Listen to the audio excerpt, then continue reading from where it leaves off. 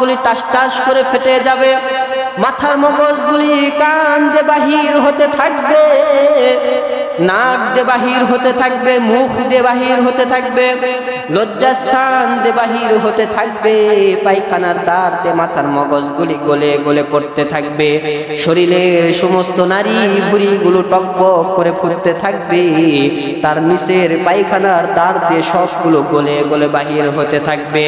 সাহাবায়ে কেরাম ডাক দিয়ে বললেন, ইয়া রাসূলুল্লাহ, এই শাস্তিটা তারপরও তো কম শাস্তি নয়।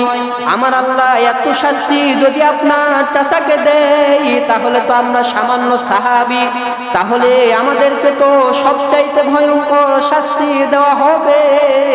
সাহাবায়ে কেরামরা যখন এরকম কান্না শুরু করে দিলেন, নবী আমার ডাকতে বললেন, সাহাবীরে, পৃথিবীর বুকে জান্নাতের সার্টিফিকেট যদি কোনো মানুষেরা পেয়ে থাকে তাহলে ওই মানুষেরা কোনো সাধারণ মানুষ নয়।